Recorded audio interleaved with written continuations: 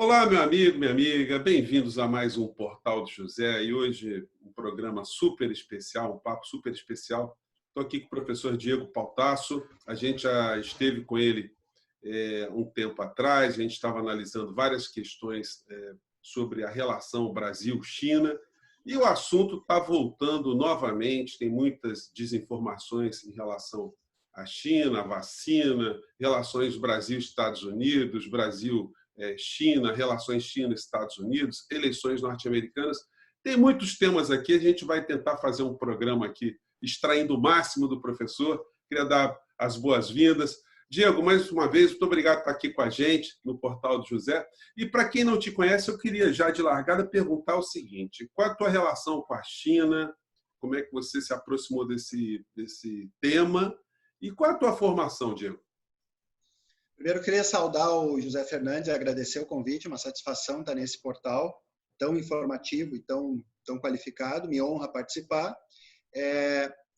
Saudar os internautas, saudar todas as pessoas que estão assistindo o programa e dizer que a minha trajetória com relação à China remonta aí por volta de 2004, quando eu estava terminando a minha graduação e resolvi estudar de maneira mais profunda a China, ingressei no mestrado e no doutorado fazendo pesquisa sobre a China e recentemente terminei também um estágio pós-doutoral sobre a China. Tive algumas vezes lá, participei do Fórum Acadêmico dos BRICS em 2017, enfim, tenho interlocução com pesquisadores chineses e essa tem sido a minha principal agenda de pesquisa, meus artigos, minhas bancas se relacionam basicamente com o universo temático da China e da Ásia Oriental. Então, obviamente, é uma grande satisfação vir aqui discutir e analisar as principais questões que atravessam esse país que, obviamente, hoje é um dos principais atores internacionais.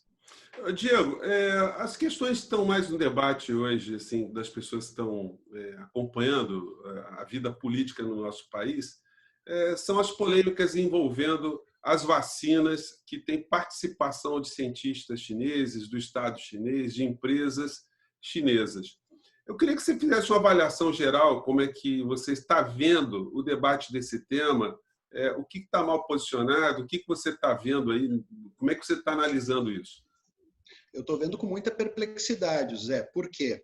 Porque havia um acordo firmado entre o Ministério da Saúde, o Instituto Butantan, que é um órgão de renome internacional no campo de vacinas, e a empresa chinesa, a Sinovac, voltada a produzir 46 milhões de doses, com uma série de etapas de pesquisa, estágios. Os estágios vêm sendo cumpridos regularmente, com supervisão dos órgãos competentes, supervisão da Anvisa, e aí de maneira absolutamente imprevisível, de maneira que não corresponde a nenhum protocolo de saúde, o presidente Bolsonaro decide desautorizar o ministro da Saúde, o general Pazuello, romper de maneira unilateral um acordo, né? Inclusive onerando duplamente a sociedade. Por um lado, porque tem sido dedicado muito tempo, energia, capacidade burocrática e técnica na execução dessas pesquisas, com um universo populacional enorme, e, por outro lado, porque joga água no moinho de uma agenda negacionista, justamente no momento em que o país já ultrapassa 150 mil mortes e urge por uma solução de vacina que pudesse superar o problema. E isso se torna ainda mais paradoxal, essa suposta exigência do presidente de que a vacina fosse comprovada, quando, na verdade, a gente sabe que por detrás disso tem uma retórica anti-chinesa quase que infantilizada, e justamente de um presidente que bateu em cima da tecla da cloroquina, essa sim sem nenhuma evidência científica, durante quase todo o período aí da pandemia. Uhum. Você acha que o Brasil pode estar indo para o final da fila no meio dessa busca por soluções que beneficiam o povo brasileiro? Porque esse atrito aí, enfim, ele tira o Brasil da fila, né, da prioridade, vamos dizer assim. Sem dúvida. Primeiro, o Brasil, em função, inclusive, da desidratação dos BRICS, ficou comprometido uma articulação com a Rússia, que também já vinha bastante adiantada nas pesquisas em relação a vacinas, agora está trabalhando no sentido de implodir um acordo fundamental com a China. Isso aí tem um papel deletério no Pacto Federativo, porque estados brasileiros estavam envolvidos. Certamente vai forjar um conflito com o STF, que talvez tenha que intervir, como teve que intervir no contexto da imposição dos distanciamentos sociais pelos governos do Estado, mais no início da pandemia. Partidos políticos, 8 partidos políticos ontem emitiram nota contrária a essa posição do governo brasileiro, do presidente Jair Bolsonaro. E o mais paradoxal de tudo é que, além de prejudicar uma ação muito importante no sentido da superação da pandemia, me parece que sequer ela tem um outro objetivo estratégico, a não ser alimentar um segmento do eleitorado dele, cuja função é promoção do conflito, da polarização. Parece que o presidente tem dificuldade de sair da campanha e assumir um papel de chefe de Estado e executar políticas que são de Estado e não de governo. Ô Diego, os principais pontos aí que os seguidores do Bolsonaro, enfim, eles apontam é que existe interesse econômico, um interesse geopolítico e geoestratégico em relação à pandemia por parte da China, que isso seria uma estratégia do Estado chinês para dominar o mundo. Como é que você analisa esse tipo de questão? É possível que haja alguma verdade nessa história? Esse é um disparate por vários sentidos, José. Por quê? O primeiro deles é que não me parece razoável que um governo comece uma estratégia de guerra biológica justamente no seu próprio território, com a sua população e paralisando inicialmente a sua economia. Isso me parece um ponto bastante ilógico. Ademais, como a China é hoje o motor da economia mundial, é a fábrica da economia mundial, a pior ação que o governo chinês poderia fazer para a sua economia é paralisar a economia mundial, tal como a pandemia paralisou. Quer dizer, você paralisa diversos setores da economia em favor de um setor, que seria o setor de vacinas ou de EPIs para a pandemia. Não me parece um cálculo econômico também razoável. Então, essa é mais uma, digamos assim, das fake news da nova era que a gente vive, muito alimentada, infelizmente, por seguidores do atual governo, e que tem não só efeitos deletérios na produção da informação de qualidade, mas que se volta contra o principal parceiro comercial do Brasil. E eu não sei se todos os internautas estão a par, mas 35% das exportações brasileiras, certo, vão para a China, ou foram para a China nesse primeiro semestre de 2020, portanto, mais de 1/3, sendo que o segundo parceiro comercial, que o Brasil tem dedicado grande atenção, que é os Estados Unidos, representa 8%. Mas não é só o percentual que é completamente diferente. Enquanto a fatia das exportações do Brasil para a China aumentou 14% nesse primeiro semestre, a dos Estados Unidos despencou 36%. Então, analisando os dados e a dinâmica do comércio Brasil-China, Brasil-Estados Unidos, esse comportamento político do governo e da diplomacia brasileira se tornam ainda mais incongruentes e contraditórios. Sim, e é bom ressaltar também que a pandemia ela causou também queda na economia chinesa também, né? Essa teoria que seria uma estratégia para beneficiar a China em detrimento dos outros, ela peca também por esse dado real, né? Eles também estão muito prejudicados com esse desaquecimento global, já que eles são provedores de muitos equipamentos, muita tecnologia, muitos produtos industrializados, né, para o mundo todo, né? Sem dúvida, a economia mundial paralisou, a China depende da demanda internacional.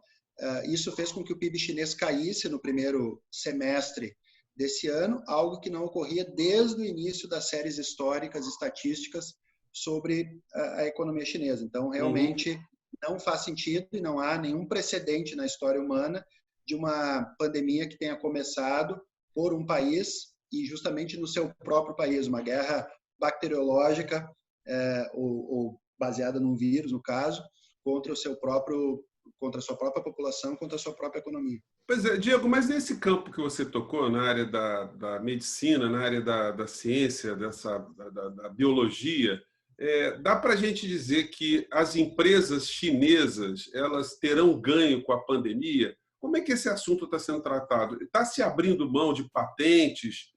Os acordos de cooperação, eles visam especificamente beneficiar as empresas chinesas economicamente?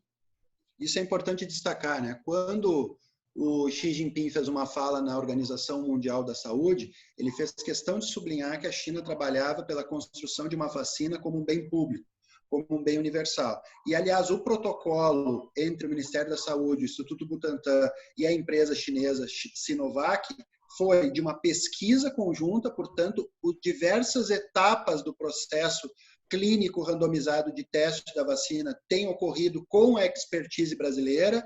O Instituto Butantan vai fazer parte da fabricação da vacina e, portanto, o papel da China, isso sim, tem sido de prover soluções para uma crise epidêmica, uma pandemia global. Enquanto que, e aí vem uma questão interessante, o hegemon, que é a grande potência, que são os Estados Unidos, né, não só se ocupou nesse período da pandemia por culpabilizar a China, desacreditar a Organização Mundial da Saúde e até usurpar, digamos assim, alguns produtos que o Brasil havia importado da China e que foram, digamos, capturados nos portos norte-americanos. Então, quer dizer, isso mostra quem está disposto, sem falar que o governo chinês ainda disponibilizou, se não me engano, mais de 2 bilhões para países do terceiro mundo enfrentarem a pandemia.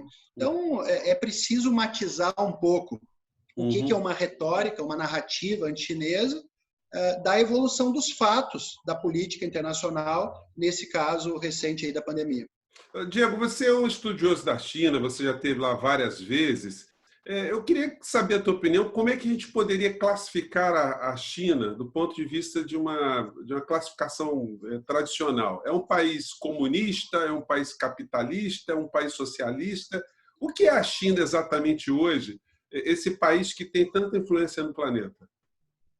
É muito engraçado porque essa não é uma definição trivial, até porque as formações socioeconômicas elas não obedecem a uma métrica, né? A uma caixinha, elas são complexas. Então, por exemplo, a gente considera que os países capitalistas incluem a Suécia, a Noruega, mas incluem também o Haiti, inclui o Chile, inclui Botsuana, inclui Nigéria. Então, é muito razoável acreditar que esses países são capitalistas, porém, têm formações socioeconômicas absolutamente diversas e, em determinados momentos, sequer parecem fazer parte de uma mesma lógica.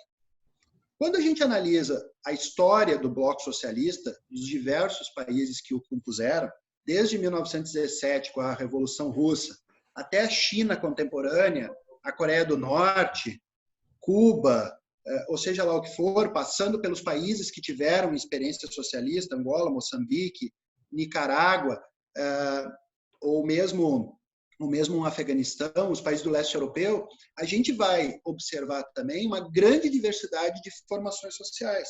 Porque o que existe é um paradigma produtivo e político de organização da sociedade que vai se aclimatar, que vai se adaptar às variações geográficas, históricas e culturais de cada população. O mesmo vale para o sistema capitalista. Bom, feita essa contextualização mais ampla, muitos analistas baseados numa perspectiva de esquerda consideram que a China não é um país socialista.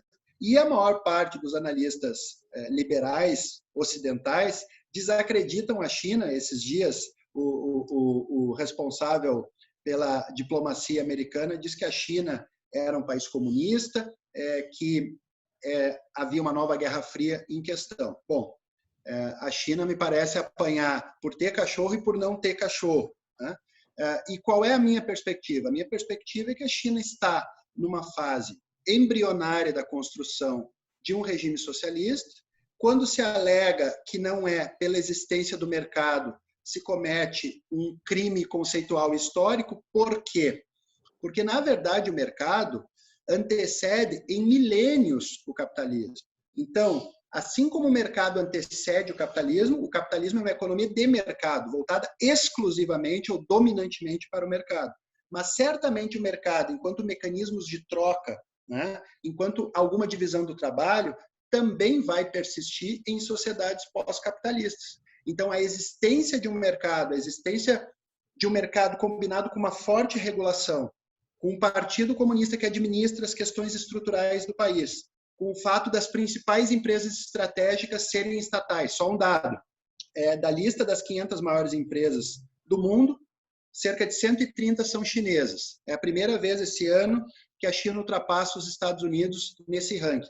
Dessas 130 empresas chinesas, 76% são empresas estatais ou governamentais. Isso mostra que o Estado chinês controla a política, controla o sistema bancário, as principais empresas estratégicas são administradas sob interesse do Estado e, sobretudo, a terra não é um patrimônio privado, o que é um dos principais fatores de desorganização social, de favelização, de concentração de renda no Ocidente. Bom, dito isto, é óbvio que a China tem contradições, é óbvio que tem desigualdades regionais, sociais, é óbvio que está numa etapa embrionária dessa construção, que está modulando, extraindo lições da experiência socialista soviética, de um planejamento demasiado rígido, portanto, tentando modular o papel do mercado, mas, sem sombra de dúvida, é uma experiência que visa superar, se diferenciar e não mimetizar aquilo que acontece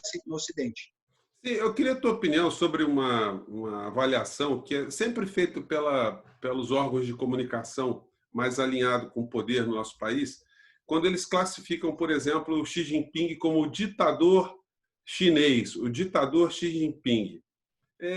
Qual é a tua visão sobre isso? Porque o sistema chinês é um sistema bastante diferente do nosso no campo do ponto de vista político, né? Dá para a gente classificar de uma forma muito literal que o mandatário chinês é um ditador, ele tem um controle sobre a máquina do país? Eu acho extremamente problemático esse tipo de classificação, por duas razões. A primeira, tal como separar o mundo entre capitalismo e socialismo de maneira maniqueísta inviabiliza a compreensão dos diversos tons que as formações sociais adquirem, da mesma forma, classificar o mundo entre democracia e ditadura também invisibiliza as diversas tonalidades e faz com que a gente se apegue de maneira demasiada aos aspectos formais e perca a essência das dinâmicas políticas que tornam uma sociedade mais orgânica, mais politizada, mais organizada, ou simplesmente aferrada, digamos assim, aos rituais, aos protocolos da democracia. Dito de maneira um pouco mais exemplificada. Por exemplo, a Merkel está no poder há muitos anos. O Franklin Delano Roosevelt esteve no poder 4 mandatos. Né? O Partido Revolucionário Institucionalista teve décadas no poder no México. O Partido do Congresso dominou a máquina na Índia também durante décadas. Esses países jamais foram considerados países ditaduras ou países em que há uma determinada máquina política monopartidária ou monolítica que administra e que domina todas as instâncias da sociedade. Isso tem a ver com uma narrativa de que esses países foram históricos aliados dos Estados Unidos. Aliás, eu diria que nos Estados Unidos há 2 partidos que controlam a cena política, o democrata e o republicano, e eu diria que as diferenças ideológicas entre eles é muito menor do que a diferença política que existe entre os diversos grupos que disputam a predominância e o domínio do Partido Comunista Chinês. Eu diria que o Partido Comunista Chinês é mais representativo das diversas forças da sociedade. O que eu estou querendo dizer com isso? Que tem jornalistas, tem empresários, tem professores, tem camponeses, tem gente do sul, do norte, do leste, do oeste, compondo uma força política muito mais representativa do país do que se nós pegarmos democratas e republicanos, onde esse jogo político é basicamente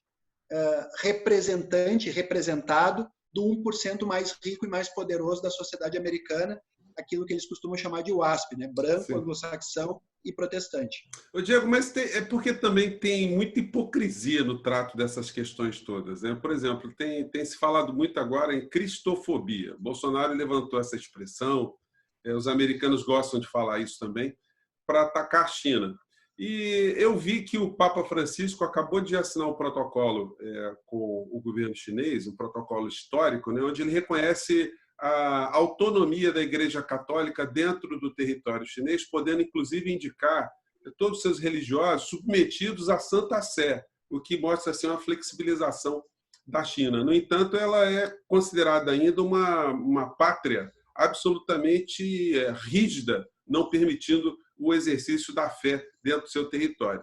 Ao mesmo tempo, a gente vê, por exemplo, o mesmo Bolsonaro que critica a cristofobia, ele bajulando o sheik lá da Arábia Saudita, um território absolutamente rígido em relação à não permissão de qualquer igreja católica, por exemplo. Não tem nenhum território dentro da Arábia Saudita que haja uma igreja católica. E mais do que isso, né? A Arábia Saudita foi sempre um grande financiador de áreas de terrorismo, né? Inclusive os autores lá do 11 de setembro, a maior parte deles eram sauditas, e Osama Bin Laden era saudita. No entanto, por razões econômicas, esse assunto acaba sendo desprezado, né, nessa balança. Isso demonstra também essa grande hipocrisia, né, que se usa ferramentas distintas para analisar o mesmo tema, né? Sem dúvida, isso aí seria o que o Zurdo chama de a linguagem do império, né? É dizer, os meus aliados, por mais autoritários que sejam, eu diria que a Arábia Saudita é, sem sombra de dúvida, o estado mais autoritário do mundo, porque o autoritarismo se manifesta na esfera religiosa, se manifesta na esfera étnica, na esfera de gênero, da liberdade política, em todos os campos possíveis. E jamais foi classificada pelo Ocidente como ditadura. É sheik, é príncipe, seja lá o que for. Então, isso se relaciona com o tópico que você levantou anteriormente. Com relação à China, a China está normalizando as relações com o Vaticano, até porque houve uma mudança também no Vaticano. É bom lembrar, para quem não tem tanto domínio da história, que o Vaticano teve um papel importante na dissolução do campo socialista, na época do Papa polonês. Então, quem conhece a história da CIA, a história do Vaticano, e, obviamente, a China tomou as precauções que julgou necessária no momento em que as relações entre ambos eram de desconfiança, de provocação e de não respeito da soberania recíproca. A partir do momento que as relações entre China e Vaticano avançam, a tendência é essa da normalização que a gente está assistindo. E voltando ao ponto das liberdades, né, que muitas vezes a gente se apega aos aspectos formais, no Ocidente, que se considera o único portador da promoção das liberdades religiosas, a islamofobia é um negócio assustador. A quantidade de pessoas assassinadas na Europa por conta da islamofobia é notável, o preconceito é aberto, é escarrado, né? E, entretanto, na China, as questões religiosas não são necessariamente fruto de tamanha hostilidade. Vou pegar um outro dado comparativo que pode ajudar a elucidar isso. A China é a ditadura e tem uma população carcerária de aproximadamente 125 pessoas para cada 100 mil. Os Estados Unidos, que é uma democracia, a maior do mundo, tem mais de 700 presos, né, para cada 100 mil. Ou seja, 5 vezes mais proporcionalmente que a China, né? Sabemos que a maior parte de população negra e população de origem hispânica, portanto, tem um conteúdo claramente étnico desse processo de encarceramento. Entretanto, isso não impede que os Estados Unidos sejam o único legítimo portador da bandeira da democracia. Uhum. Diego, só para deixar bem claro aí para os nossos inscritos aqui no Portal de José, o nosso papo hoje aqui não é fazer apologia como a China sendo a pátria mais perfeita do planeta. Não é esse o caso. A gente está aqui desmistificando alguns argumentos. Exatamente. A gente quer jogar para vocês aqui o máximo de informações que vocês não veem pelas grandes redes, pelos meios de comunicação, porque a gente está aqui com um especialista, um estudioso, um cientista que consegue ponderar sobre todas essas informações que nós recebemos, muitas delas viciadas, né, para a gente poder tirar as nossas próprias conclusões. Então, nesse sentido, agora eu quero mudar um pouquinho o nosso foco, Diego, indo para a geopolítica. Você comentou em dado momento que os Estados Unidos têm tido uma posição no governo Trump de hostilizar muito a China. Qual é a razão desse tipo de posicionamento? O que os Estados Unidos estão temendo de fato? Inclusive, já colocando nessa pergunta outro ingrediente, isso fica muito claro quando os Estados Unidos hostilizam a adoção da tecnologia 5G pelos países periféricos ao governo norte-americano. Na verdade, a China, desde os anos 90, vem passando por uma escalada tecnológica e produtiva notável. E isso tem se traduzido em déficits comerciais gigantescos que os Estados Unidos têm enfrentado, né? Então, num primeiro nível, aquele país que estava num processo de arrancada industrial nos anos 90 não ameaçava os núcleos produtivos dos Estados Unidos que tinham uma dianteira, né? Só para vocês terem uma ideia, em 2005, a China tinha apenas 18 empresas nessa lista das 500 maiores da Forbes, agora são 130. Então, a China, nas últimas 2 décadas, sobretudo, passou a competir com os Estados Unidos em setores cada vez mais estratégicos. E isso fez com que o governo americano fosse ligando primeiro o sinal amarelo e depois o sinal vermelho. O que redundou, a partir de 2016, numa eleição do Trump, cuja uma das bandeiras importantíssimas era uma retórica chinesa. Ele ganha fazendo uma campanha com essa retórica e um dos seus primeiros atos é justamente desencadear uma guerra comercial com a China, sobretaxar uma grande quantidade de produtos chineses e, sobretudo, atacar um dos setores estratégicos da China, que é a tecnologia 5G, de propriedade da Huawei, não é? E que domina aproximadamente 1/3 do mercado internacional de infraestrutura de 5G. O que isso quer dizer para quem não é versado no assunto? O 5G é uma ferramenta de comunicação que permite um fluxo de dados muito superior ao 4G e que está, portanto, no epicentro do atual ciclo de inovação industrial daquilo que se chama de indústria 4.0, que vai desde os futuros carros autônomos até procedimentos cirúrgicos que poderão ser feitos remotamente. Isto é, quem dominar a infraestrutura de 5G vai prover a infraestrutura para diversos setores da economia que cada vez mais se informatizam. Sim. Você acredita que há alguma diferença para a China em relação ao resultado das eleições norte-americanas, se ganhar Trump ou ganhar Biden? Se comercialmente ou se geopoliticamente a gente pode esperar algum tipo de mudança?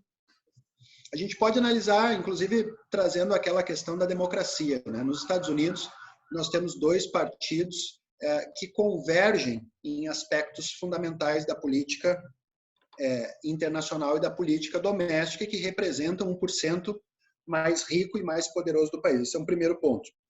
Obviamente que há nuances, e nuances que dependem não só do partido, mas da figura e da força política que está à frente dentro de cada partido. Obviamente que há diferenças, e por isso há as plenárias lá, as prévias, que vão escolher o candidato de cada força. Mas, para além disso, é importante que existe o que se costuma chamar de um deep state, né? Ou seja, estruturas burocráticas e grupos de interesse poderosos que determinam uma certa continuidade no tempo dos interesses estratégicos dos Estados Unidos, que tem a ver com o serviço de inteligência, que tem a ver com o Departamento de Estado, que tem a ver com os grandes complexos produtivos, sobretudo do petróleo, da indústria armamentista e de Wall Street. Portanto, é muito difícil de predizer que a campanha do Biden ou do Trump poderiam representar um giro na política americana. A gente viu no caso do Obama, que foi eleito com uma agenda voltada a transformar a política externa americana e ficou, obviamente, enraizado em uma série de conflitos que tinha, desde o Iraque até os seus compromissos de, digamos assim, devolver Guantánamo. Obviamente, as forças desse Estado profundo são maiores e dão uma margem de manobra estreita ao presidente da República.